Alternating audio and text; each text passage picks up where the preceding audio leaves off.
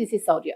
మంగ్లీకి సంబంధించి పోలీసులే ఆమె అమాయకురాలు అనే ఆ డిపార్ట్మెంట్ నుంచి కూడా వార్త వినిపిస్తూ ఉంది. సో ఆ వాళ్ళే అట్లా చెప్తే ఇక మంగ్లీ పరిస్థితి ఏంటి? ఇంకా ఆమె కూడా అదే కార్డు వేసుకొని బయట మాట్లాడడం జరుగుతుంది. సో అసలు ఈ కేసు ఎటువైపు పోతూ ఉంది? నిజంగానే మంగ్లీ అమాయకురాలా? ఈ డీటెయిల్స్ అన్ని మాట్లాడదాం. మనతో పాటు సీనియర్ జర్నలిస్ట్ దాము బాలాజీ గారు ఉన్నారు.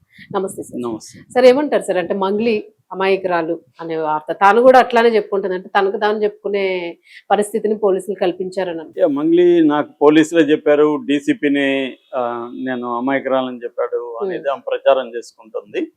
సో ఇక్కడ మంగ్లీ మీద 2 రకాల ఆరోపణలు ఉన్నాయి. ఒకటేమో సుబ్బారావుని బెదిరించిందని ఆరోపణ, అది కేసు పెట్టారు. ఆల్రెడీ కేసు రిజిస్టర్ అయింది, ఎఫ్ఐఆర్ అయింది, కోర్టులో కూడా అది ఫైల్ అయిపోయింది. కాబట్టి అది కోర్టులో తేలాలి. అంటే నిజంగా మంగ్లీని బెదిరించినట్టుగా సుబ్బారావు ప్రవేశపెట్టిన ఆధారాలు, అడ్వకేట్ సుబ్బారావు తను పెట్టిన ఆధారాలు కానీ కోర్టు కన్విన్స్ అయితే మంగ్లీకి దాంట్లో శిక్ష పడే అవకాశం ఉంది. That is one thing. Second, micro finance పేరుతో 100 మంది దగ్గర డబ్బులు వసూలు చేసి దాదాపు 150-200 కోట్లు అంటున్నారు. అది ఇంకా బయటపడాల్సి ఉంది. ఆ కేసులో మంగ్లీ ఇన్వాల్వ్ అయింది. ఈ మధు అనే ఎవరైతే A1గా ఉన్నాడో అతనితో మంగ్లీ బాగా క్లోజ్గా ఉన్నింది. మంగ్లీ బర్త్డేకి అతను 4.5 లక్షల నెక్లెస్ చదివించాడు. అలాగే ఒక 15 lakhs ట్రాన్స్ఫర్ చేశాడు అనేది కూడా వార్తలు వస్తున్నాయి. ఈ మధు వాళ్ళ క్లోజ్ ఫ్రెండ్, అనుచరుడు అని చెప్పవచ్చు అభిషేక్ ఓపెన్గానే టీవీ ఛానల్తో ఇంటర్వ్యూలో కూడా మేము తీసుకెళ్ళాము నెక్లెస్ బర్త్డే పార్టీకి. మేము వెళ్ళి అది ఇచ్చే లోపలే రైడింగ్ జరిగింది. ఆ రోజు డ్రగ్స్ మమ్మల్ని కూడా చేశారనేది చెప్తున్నారు. అంటే క్లియర్గా అసలు ఆ బర్త్డే పార్టీ అనేది క్లోజ్డ్ సర్క్యూట్ పిలుస్తారు, అందరినీ పిలవరు. ఎందుకంటే ఇది private party, invitees only. So అలాంటిది మధుకి ఎవరు ఇన్వైట్ చేశారు? ఆమె తెలియకుండా అయితే వేరే వాళ్ళు ఇన్వైట్ చేసే అవకాశం లేదు. రెండోది, ఎవడో ఇన్వైట్ చేస్తే ఇతను ఎందుకు 4.5 లక్షలు ఎవరికంటే వాళ్ళకి, ఇప్పుడు మనకి తెచ్చి ఎవరో ఒకరు కొత్త వాళ్ళు 4.5 లక్షల గిఫ్ట్ ఇస్తే మనం తీసుకుంటామా? సంథింగ్ ఇది రాంగ్ అనుకుంటాం కదా. మరి ఇతను ఏ ధైర్యంతో తీసుకెళ్ళాడు? అట్లాగే అతను 25 లక్షలు ట్రాన్స్ఫర్ చేశారని కూడా చెప్తున్నారు. సో వీటన్నిటి మీద విచారణ చేయాలి. అట్లాగే అతను ప్లాట్కి వెళ్ళిన చాలాసార్లు ఆమె ప్లాట్కి తీసుకెళ్ళాడు. ఆమె ఒక పబ్లో ఆమె ప్రోగ్రామ్ ఇస్తే వీళ్ళందరూ టికెట్స్, అది కూడా అభిషేక్ చెప్తున్నాడు, టికెట్స్ ఎలా వచ్చాయో తెలీదు, మధు అయితే పిలిచాడని చెప్పి టికెట్స్ తీసుకొని మేము వెళ్ళామని చెప్తున్నాడు. సో అంటే ఆమెకి క్లియర్గా అయితే మధు అయితే క్లోజ్. అంటే ఆమె చెప్తున్నది ఏంది, ఎవరెవరో నాతో ఫోటోలు దిగుతారు, ఎవరెవరో నా పేర్లు చెప్తారు అంటుంది, కానీ ఎవరెవరో అయితే కాదు. మధు ఆమె క్లోజ్ సర్కిల్లో ఉన్నాడు. అలాగే అభిషేక్ ఇంకోటి కూడా చెప్తున్నాడు, ఆమె డ్రైవర్లతో నిరంతరం టచ్లో ఉంటాడు మధు అని చెప్తున్నాడు. అంటే మధు ఏమన్నా ఆమెను ఉపయోగించుకుని వీళ్ళని మోసం చేయడానికి ఇదంతా ప్లాన్ చేసి ఆమెతో నేను ఎంత క్లోజ్ అని బాధితులకు చూపించడానికి ఈ డీటెయిల్ గా డ్రామా చేశాడా? మరి ఆమె ఇవన్నీ తెలియకుండా అతనితో ఇన్ని రోజులు జర్నీ చేసిందా? ఇవన్నీ కూడా తేలాల్సి ఉంది. ఇప్పుడు మన ఆఫీసులకు వచ్చి ఎవరో మనతో కూడా తిరిగి రేపు డబ్బులు వసూలు చేస్తే ఖచ్చితంగా మనల్ని కూడా పోలీసులు పిలుస్తారు, మీరు వాళ్ళు ఏంటైనా, ఎందుకంటే మనల్ని చూపించి అడిగింది కాబట్టి. కాబట్టి విచిత్రం ఏమంటే ఇప్పటివరకు పోలీసులు ఈమెని విచారించట్లా. ఈమెను పిలిచి విచారించాలి కదా, విచారించట్లేదు ఇప్పటివరకు. విచారించకుండానే ఇంకా ప్రాథమిక దశలోనే కేసు ఉంది. ఆయన Muthamreddy DCP economics offences wing, ఆయన మీడియాతో చెప్పింది నేను కూడా విన్నాను. ఆయన ఏం చెప్తున్నారు, మధుని అరెస్ట్ చేశాము, తర్వాత ఏమో దీంట్లో కోర్టుకు పెట్టాము, ఇప్పుడు మళ్ళీ మేము కస్టడీకి తీసుకుంటున్నాము, ఇప్పటి వరకు మా విచారణలో మంగ్లీకి సంబంధం లేదని తెలిసిందే అని చెప్తున్నాడు. అది ఆయన చెప్పాల్సిన అవసరం లేదు, ఎందుకంటే ప్రాథమిక విచారణ ఇంకా కస్టడీలోకి తీసుకోవాలి. అలాగే బాధితులను పిలిచి ఇప్పటి వరకు బాధితులను ఎవరిని పిలిచి మాట్లాడలేదు. ఎవరైనా వస్తే ఈ 130 మంది చెప్తున్నాడు, 130 మంది బాధితుల్లో ఎవరు వచ్చినా మేము మాట్లాడుతూ ఉంటున్నాడు. మామూలుగా అయితే ఎవరు వచ్చినా మాట్లాడడం కాదు, వీళ్ళు పిలిపించాలి. ఎందుకంటే మధుని ఒక్కడనే విచారిస్తే సరిపోదు కదా. మధు ఏముంది, అతని నోటికి వచ్చింది చెప్పచ్చు, బాధితుల్ని కదా పిలిచి మాట్లాడాలి. కంప్లైంట్ ఎవరెవరు ఇచ్చారో వాళ్ళందరినీ కూడా పిలిచి వాంగ్మూలాలు తీసుకోవాలి. ఇదంతా టైం పడుతుంది.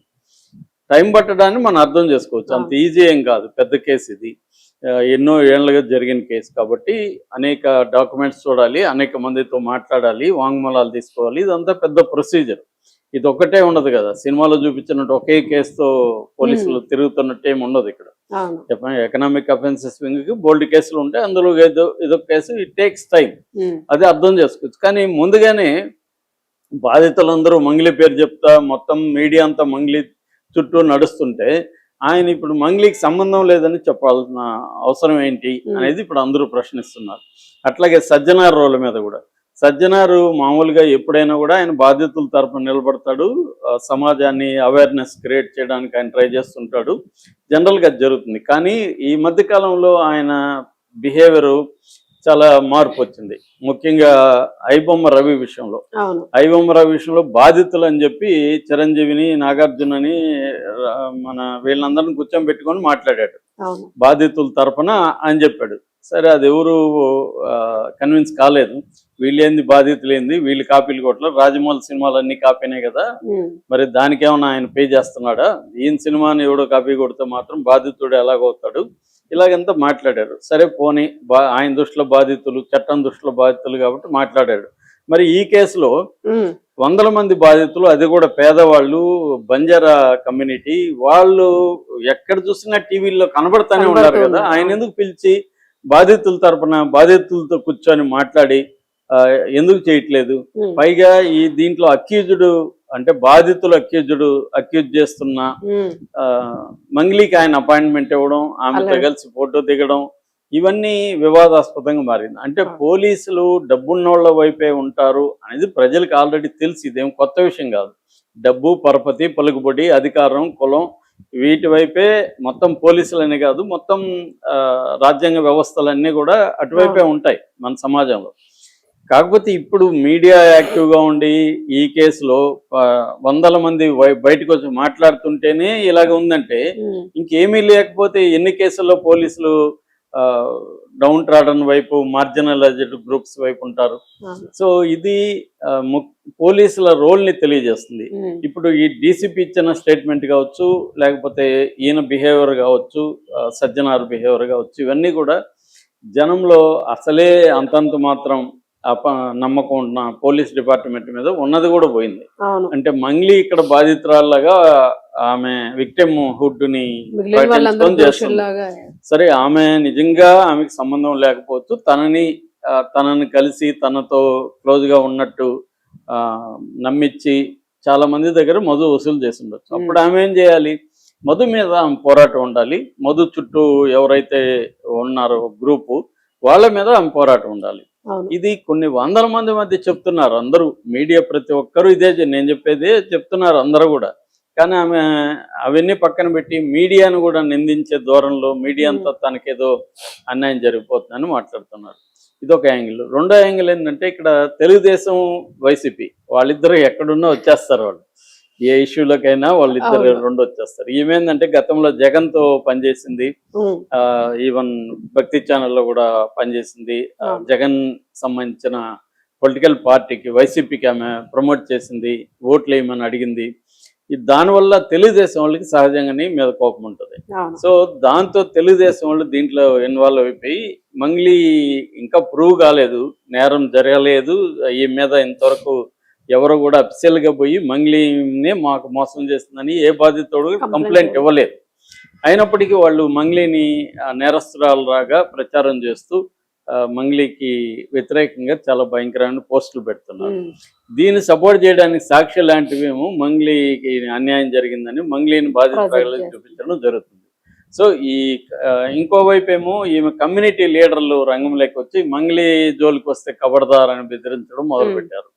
అంటే ఇక్కడ రకరకాల గ్రూప్స్, రకరకాల పార్టీలు, రకరకాల స్వార్థపర శక్తులు దీంట్లోకి ఎంటర్ అయిపోయి బాధితులు దీన్ని ఎక్కడ ఎటు పక్కంటే అటు పక్క లాగుతున్నారు తప్ప సెంటర్ దీంట్లో ఎవరు బాధితులు మోసపోయింది వాస్తవమే. వాళ్ళు చాలా పేదవాళ్ళు ఎక్కువ మంది ఉన్నారు. వాళ్ళు నగలు అమ్ముకున్నారు, భూములు అమ్ముకున్నారు, చిన్న చిన్న ఇంటి జాగాలు అమ్ముకున్నారు, బ్యాంకులో పర్సనల్ లోన్స్ తీసుకొని దీంట్లో పెట్టారు.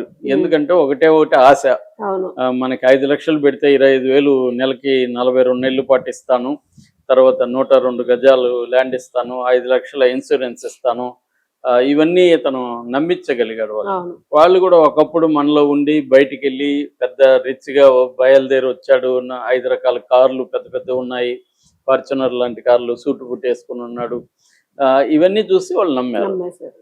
కాబట్టి మొత్తం సమాజం నిలబడాల్సింది బాధితుల వైపు. మంగ్లీ బాధితురాలు కాదు దీంట్లో. మంగ్లీ కూడా నిలబడాల్సింది బాధితుల వైపు నిలబడి తన పేరును ఉపయోగించుకున్న మధుకి యాంటీగా ఆమె ఫైట్ చేయాలి. అది వదిలేసి ఇప్పుడు పోలీసులే ఆమె క్లీన్ చిట్ ఇస్తే మరి బాధితుల పరిస్థితి ఏంటి? బాధితులు ఉన్నారు, బాధితులు మోసం చేసిన మధు ఉన్నాడు. ఈ దీంట్లో మంగ్లీ రోల్ ఉందా లేదనేది పోలీసులు తేల్చి డిక్లేర్ చేయాలి. ఇప్పటికిప్పుడే ఇంకా ఇన్వెస్టిగేషన్ మొదలే కాలేదు, అప్పుడే ఆమె అమాయకురాలంటే, ఆమె పోయి బయట అమాయకురాలంటే ఇది బాధితుల వైపున ఉన్నట్టయితే కాదు క్లియర్గా. అవును. అవును. Thank you. Thank you.